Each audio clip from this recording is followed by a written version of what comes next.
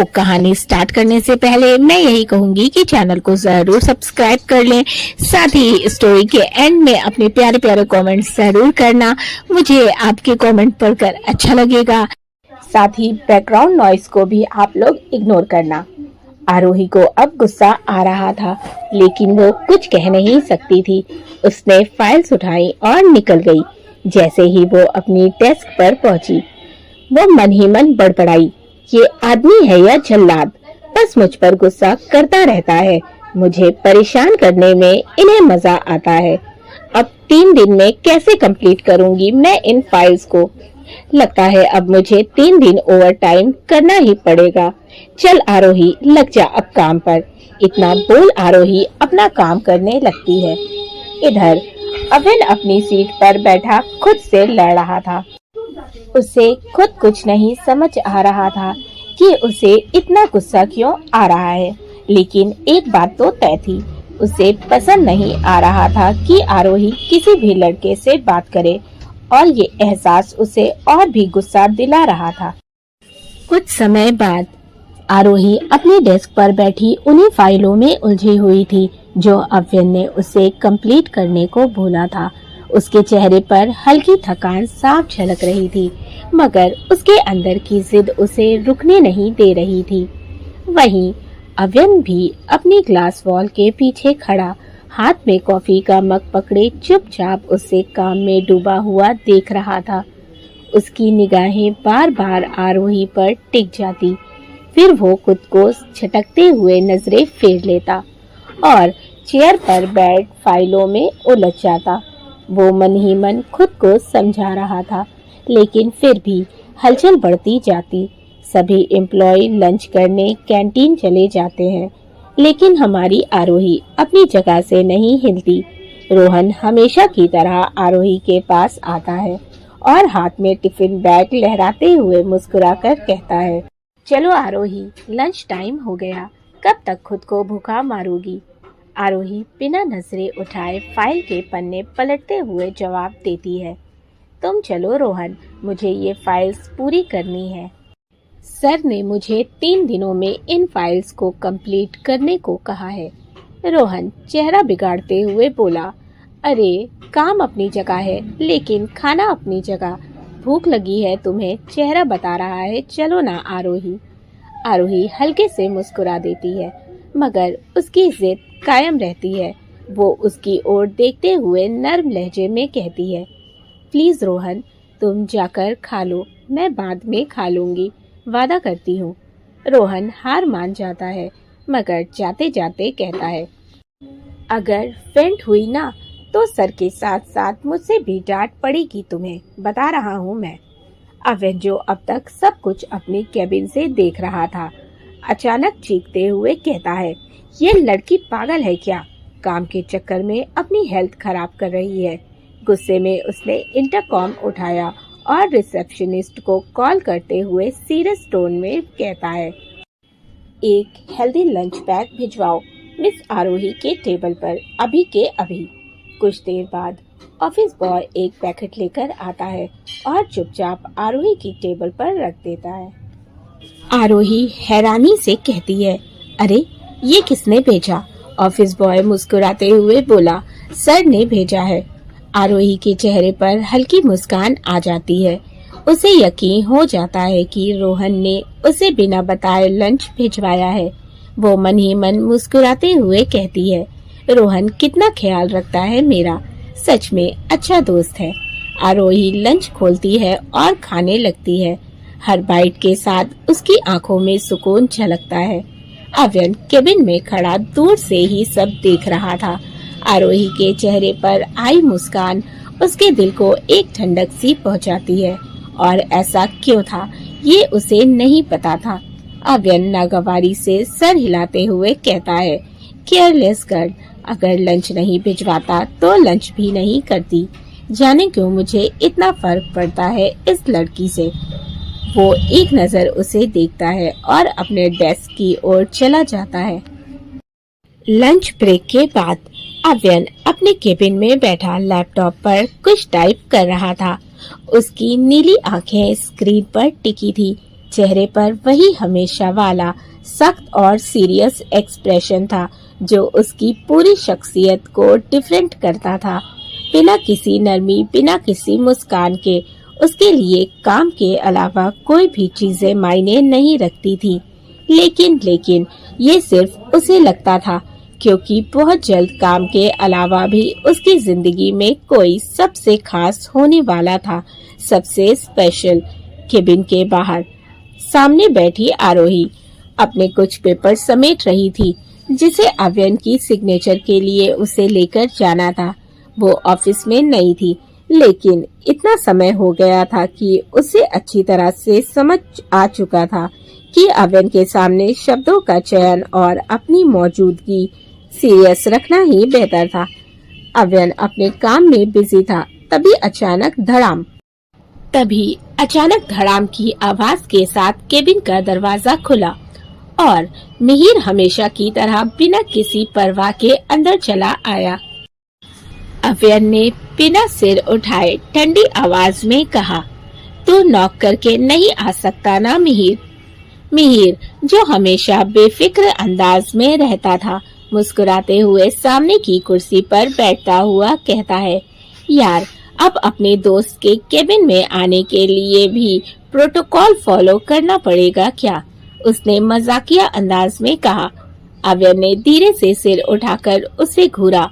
आंखों में वही सख्ती थी जो हमेशा वाले को चुप रहने पर मजबूर कर देती। मिहिर दोनों हाथ उठाकर सरेंडर करते हुए कहता है, सॉरी ना, इतना भड़क क्यों रहा है? मैं तो बस तुझे बताने आया था कि आज नानू ने डिनर पर बुलाया है। आ रहा है ना? वैसे भी तुझे उन्हें मनाना है, उन्हें भूल मत जाना। अव्यन ने गहरी सांस ली और लैपटॉप की स्क्रीन बंद करते हुए ठंडे लहजे में जवाब दिया, I remember, okay, stop reminding me. Mihir ने मजाकिया अंदाज में मुस्कुराते हुए कहा, हाँ पता है, तुझे बार बार याद दिलाने की जरूरत नहीं। वैसे भी तेरा मूड हमेशा ऐसा रहता है जैसे किसी ने सुबह की कॉफी में नमक डाल दिया हो। अव्यन ने झुंझलाते हुए अपनी फाइल समेटी और कुर्सी से उठते हुए कहा, हो गई तेरी बकवास, अब एक वर्ड और बोला ना तो तुझे ऑफिस से सीधा बाहर निकाल दूंगा। इसीलिए अब घर जा, मुझे एक जरूरी मीटिंग अटेंड करनी है। मिहिर हंसते हुए बोला, ठीक है, जा रहा हूँ। इतनी सी बात पर चिढ़ क्यों रहा है? और डिनर पर आना जरूर, क्योंकि अब तुझे ही नानू को मनाना है। वो अभी बोल ही रहा था कि तभी दरवाजे पर हल्की सी दस्तक हुई और एक धीमी सी मगर मीठी आवाज आई, मे आई कम इन सर। ये आवाज सुनते ही अव्यन के दिल में जाने क्यों एक सुकून सा उतर गया। वो दरवाजे की ओर देखते हुए कहता है, कम इन। दरवाजा खुला और आरोही अंदर आई, हल्के पिंक रंग के फ्रॉक सूट में, लूज चोटी जिसकी कुछ लटें उसके गालों को चूम रही थी। उसकी मासूमियत और सादगी उसके चेहरे पर साफ झलक रही थी।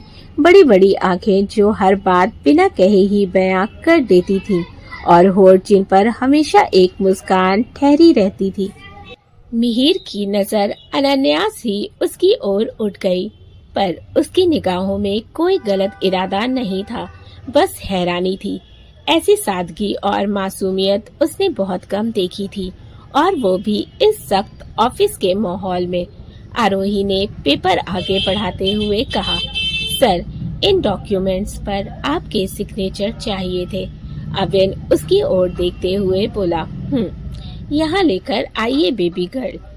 आरोही को काफी ऑकवर्ड लगता है, क्योंकि अव्यन ने बिना सोचे समझे किसी और के सामने भी उसे इस बेफुजूल के नाम से बुलाया था। वो एक नजर मिहिर को देखती है, फिर अव्यन की ओर देखते हुए झिझक कर कहती है, आरोही नाम है मेरा सर। अव्यन उसकी बात को अच्छे से नजरअंदाज कर उसकी ओर देखते हुए अपनी गहरी आवाज में कहता है, give me pen baby girl. फिर से उसके मुंह से बेबी गर्ल सुन आरोही का दिल किया कि वो शर्म से यहीं जमीन में धंस जाए। अव्यन अकेले में उसे इस नाम से बुलाता था, तो भी उसे अच्छा नहीं लगता था और अब तो किसी और के सामने भी उसे इस नाम से बुला रहा था, जो आरोही को बहुत शर्मिंदगी महसूस करा रहा था और वो मसलसल उसी नाम से पुकारे जा रहा था। वो चिढ़ रही थी पर कुछ कह नहीं पा रही थी, क्योंकि उसके सामने बैठा ये शख्स बहुत जिद्दी और अड़ियल था। वो उसे पेन देती है। अव्यन पेन लेता है और पेपर पर साइन करने लगता है। वहीं आरोही मन ही मन उसे गालियां दे रही थी। अव्यन बहुत गौर से पेपर पर सिग्नेचर कर रहा था, लेकिन उसकी आंखें जो आमतौर पर सिर्फ काम पर टिकी रहती थी, इस बार आरोही की तरफ उठती हैं और अनजाने में ही उस पर ठहर जाती हैं और उसके चेहरे का दीदार करने लगती हैं। आरोही नजरें झुकाए खड़ी थी। उसे तो इस बात का एहसास ही नहीं था कि उसका खड़ूस ड्रैकुला उसे ही निहार रहा है। लेकिन जब अव्यन को ये महसूस होता है कि कोई और भी उसकी बेबी गर्ल को देख रहा है, तो वो अपनी नजरें घुमाता है और पाता है कि सामने बैठा मिहिर भी आरोही को ही देख रहा था। उसकी मासूमियत, उसकी झिझक और वो हल्का सा घबराया हुआ अंदाज जब उसने अव्यन के सामने पेपर रखे थे। मिहिर हल्की सी मुस्कान लिए उसे देख रहा था। ये महसूस कर अव्यन का चेहरा और सख्त हो गया। उसकी आंखें कठोर हो गईं। उसने अपने सीने में कहीं एक हल्की सी जलन महसूस की, एक ऐसा एहसास जो उसे शायद पहले कभी महसूस नहीं हुआ था। अव्यन, जिसकी आंखों में गुस्सा था, बिना कुछ कहे हाथ में पकड़ी हुई पेन को मिहिर की उंगलियों की ओर बढ़ाता है और जानबूझकर उसकी उंगलियों में चुभा देता है। मिहिर दर्द से अचानक चिल्लाते हुए झटके से अपना हाथ पीछे खींच लेता है और आंखें बड़ी करते हुए अव्यन की ओर देखते हुए कहता है, यार ध्यान से। अव्यन की नजरें मिहिर पर जो थी, ठंडी, सख्त और कहीं न कहीं जलन से भरी हुई थी, जबकि आरोही को इस खामोश टकराव की भनक तक नहीं थी। उसने साइन किए हुए पेपर उठाए और हल्की सी मुस्कान के साथ बोली, थैंक यू सर। अव्यन ने कोई जवाब नहीं दिया, बस अपनी कुर्सी पर पीछे टिक गया, आंखों में एक अजीब सी बेचैनी लिए उसे देख रहा था। आरोही धीमे कदमों से जाने लगती है। तभी अव्यन की गहरी आवाज उसके कानों में पड़ती है, बेबी गर्ल, आपकी चोट कैसी है? ज्यादा पेन तो नहीं हो रहा? आरोही, जिसे तकलीफ तो अभी भी थी, खास तौर पर उसे जो स्लीपर पहनी थी उसके प्रेशर से उसकी चोट में काफी दर्द हो रहा था, जिससे उसे चलने में भी पेन हो रहा था। लेकिन उसने अव्यन से कुछ नहीं कहा, बल्कि हल्की मुस्कान लिए कहती है, अब ठीक है सर। ये सुन अव्यन को एक रिलीफ फील होता है। वो धीरे से हाँ में सिर हिला देता है। आरोही फिर बाहर चली जाती है। आरोही के बाहर जाते ही मिहिर ने उसकी ओर देखा और ठंडी सांस लेते हुए कहा, तो कुछ भी आलतू फालतू मत सोच भाई, ऐसा कुछ नहीं है। वो तो बस मुझे ऐसा फील हुआ कि मैंने इस लड़की को कहीं तो देखा है, और कुछ नहीं। फिर एक्साइटेड होते हुए कहता है, और तू सबसे पहले मुझे ये बता कि ये क्या था, और तूने उसे बेबी गर्ल क्यों कहा? कहीं अव्यन सिंह राठौर को प्यार तो नहीं हो गया? अव्यन ने बिना पलके झपकाए उसे घूरते हुए जरा तेज आवाज में कहा, फालतू बातें मत कर।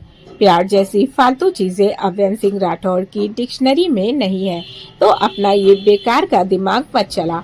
तू सिर्फ इतना जान ले कि आगे से अपनी नजरें जरा संभाल कर रखना। मिहिर जानता था कि अव्यन अगर इस लड़की के लिए पजेसिव है, अनजाने में उस पर हक जताता है, उसकी फिक्र करता है, तो फिर इसका मतलब है कि उसके दिल में उस लड़की के लिए स्पेशल जगह है। लेकिन शायद अव्यन अभी इससे अनजान है।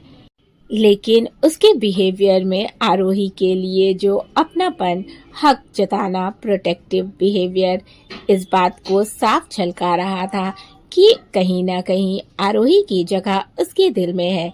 मिहिर हल्की हंसी के साथ कहता है, OMG, देखो तो जरा, मिस्टर CEO अपनी बेबी गर्ल पर किसी गैर मर्द की नजरें भी बर्दाश्त नहीं कर पा रहे हैं और कह रहे हैं कि प्यार नहीं है। इंटरेस्टिंग। कोई नहीं, कोई नहीं, धीरे धीरे तुझे महसूस होगा। वैसे तुझे पता है, ये जलन जो है ना, वो प्यार जैसे खूबसूरत एहसास की ओर बढ़ने का फर्स्ट स्टेप है। लगता है ये खूबसूरत एहसास तेरे दिल में पनपने लगे हैं। अवेन उसे सख्त नजरों से घूरते हुए तेज आवाज में कहता है, शट अप मिहिर, दोबारा अगर ऐसी फालतू बातें की ना तो मुझसे बुरा कोई नहीं होगा, और फिर तू भूल जा कि आज तेरे घर पर भी आऊंगा मैं। मिहिर हड़बड़ाते हुए कहता है, ओके ओके सॉरी ब्रो, मैं कुछ नहीं बोल रहा अब। ऐसा जुल्म मत कर यार, तुझे मेरे नानू से बात करना है, उन्हें मनाना है। अगर तूने कुछ नहीं किया ना तो बहुत प्रॉब्लम हो जाएगी, तू समझ रहा है ना। अवेन ठंडी नजरों से उसे घूरते हुए तिरछी स्माइल देते हुए कहता है, अब आया ना तू लाइन पर। एनीवे, तू यहाँ मुझे इनवाइट करने आया था तो इनविटेशन दे दिया, अब निकल। वैसे भी तुझे जाना नहीं है हॉस्पिटल, अपने पेशेंट को छोड़कर यहाँ टाइम पास कर रहा है। मिहिर मुंह बनाते हुए कहता है, हाँ जा ही रहा हूँ, तू तो बस मुझे यहाँ से भगाना चाहता है। वैसे भी वो तो नानू ने मुझे हॉस्पिटल में फोन किया था तुझसे बात करने के लिए, तुझे बुलाने के लिए, इसीलिए यहाँ आ गया। अब जा रहा हूँ। ये बोल वो चेयर से उठता है और दरवाजे की ओर जाता है, लेकिन जाने से पहले वो अवेन की ओर पलटकर उसे छेड़ते हुए कहता है, लेकिन जाने से पहले ये तो बता कि तुझे सच में जलन हो रही थी ना। अवेन चिढ़ते हुए टेबल पर रखा पेपर वेट उसकी तरफ फेंक कर मारते हुए कहता है, shut up Mihir, I will kill you with my own hands. Mihir खुद को बचाते हुए उस पेपर वेट को कैच कर लेता है और हंसते हुए कहता है, sorry bro, your throw was wrong, but जो मैंने कहा 100% सच है, तो मान या ना मान। ये बोल वो हंसते हुए वहाँ से चला जाता है। अवैध अपने सिर को झटकते हुए कहता है, इडियट, क्या बकवास करके गया है। मैं और jealous, impossible, he is out of his mind. ये बोल वो कुर्सी पर बैठते हुए वापस से लैपटॉप खोलता है, लेकिन उसके दिमाग में बार बार मिहिर की कई बातें घूम रही थी। वो इस जलन को नाम नहीं देना चाहता था, कम से कम अभी नहीं। अव्यन इन्हीं बातों को सोचते हुए एक नजर उस ओर देखता है जहां आरोही सबसे बेफिक्र चेहरे पर बेशुमार मासूमियत लिए अपने काम में डूबी हुई थी, लेकिन उसके चेहरे पर दर्द की शिद्दत थी। अव्यन बहुत गौर से उसके दिलकश चेहरे का दीदार कर रहा था, लेकिन जब उसे आरोही के चेहरे पर दर्द नजर आता है तो उसकी नजर आरोही के पैर में लगी चोट पर जाती है, जिसमें उसने स्लीपर पहनी थी। वो स्लीपर उसकी चोट को और तकलीफ पहुंचा रही थी, जिसे देख उसे अपने दिल में तकलीफ हो रही थी। वो अपना फोन निकाल किसी को कॉल करता है और उसे कुछ इंस्ट्रक्शन देता है। उसके बाद वो इंटरकॉम उठाता है। इधर आरोही के टेबल पर रखा फोन रिंग करने लगता है। आरोही उसे रिसीव करती है। सामने से अव्यन की सर्द आवाज आती है, baby girl, come into my cabin. Avyan के दिए निक नाम से आरोही को बहुत चिढ़ थी। वो फोन रख मुंह बनाते हुए कहती है, कितनी बार कहा है कि आरोही नाम है मेरा, पर नहीं, मेरी बात को सुनना कहा इस खड़ूस ड्रैकुला को। सुनकर भी अनसुना कर दिया। मेरे इतने क्यूट से नाम से जाने क्या दुश्मनी है इन्हें। इतना अच्छा नाम है मेरा, लेकिन नहीं, इन्हें तो वही फिजूल के नाम से पुकारना है मुझे। सच में जहर लगते हैं ये मुझे। वो इसी तरह बड़बड़ाते हुए अपने बालों को जल्दी से क्लिप से बांधती है और नोटपैड उठाते हुए उसकी केबिन की ओर चल पड़ती है। वो नॉक करती है। अंदर से अव्यन की सख्त आवाज आती है, कम इन। आरोही धीरे से चलकर अंदर आई। वो बेहद मासूम लग रही थी, मगर चेहरे पर तकलीफ साफ झलक रही थी। चलते हुए उसका एक पैर हल्का सा लंगड़ा रहा था, मगर उसने खुद को संभाल लिया। अव्यन पैंट की पॉकेट में हाथ डाले ग्लास वॉल की ओर मुंह किए खड़ा था। उसकी पीठ आरोही की तरफ थी। अव्यन धीरे से पीछे मुड़ते हुए उसकी ओर देखता है। उसकी हालत देख अव्यन की आंखें सख्त हो गईं और माथे की सिलवटें और गहरी हो जाती हैं। आरोही दबी हुई आवाज में कहती है, सर आपने बुलाया? उसकी नजरें झुकी हुई थी। वो उसकी ओर पलटते हुए सख्त आवाज में बोला, ये क्या हाल बना रखा है आपने बेबी गर्ल? आरोही चौंक कर उसे देखती है, फिर जल्दी से सीधी खड़ी होते हुए कहती है, जी मैं समझी नहीं सर, आप क्या कह रहे हैं? अव्यन बिना कुछ बोले धीरे से चलकर उसके पास आने लगता है। अव्यन को करीब आता देख आरोही डर से पीछे खिसकने लगती है। अव्यन उसके चेहरे पर डर और घबराहट साफ देख पा रहा था। वो आरोही के और करीब आता है। पीछे होते होते आरोही दीवार से चिपक जाती है। उसकी पीठ दीवार से सट चुकी थी। अब वो और पीछे नहीं जा सकती थी। अव्यन उसके नजदीक आकर खड़ा हो जाता है। आरोही घबराते हुए बोली, सर आप क्या कर रहे हैं? आज का एपिसोड आपको कैसा लगा मुझे कमेंट करके जरूर बताना। साथ ही जो लोग चैनल पर नए हो वो चैनल को सब्सक्राइब कर लो, और जिनको मेरा व्हाट्सएप चैनल फॉलो करना है मैंने लिंक पहले से दे रखा है, तो मेरे व्हाट्सएप चैनल को जरूर फॉलो करें। मिलते हैं कहानी के अगले एपिसोड में। मैं कोशिश करूंगी कि आपसे डेली एक चैप्टर दे पाऊं, लेकिन ये आपके ऊपर डिपेंड करता है कि आप लोग कहानी को कितना पसंद कर रहे हो। तो मिलते हैं नेक्स्ट एपिसोड में। Bye bye.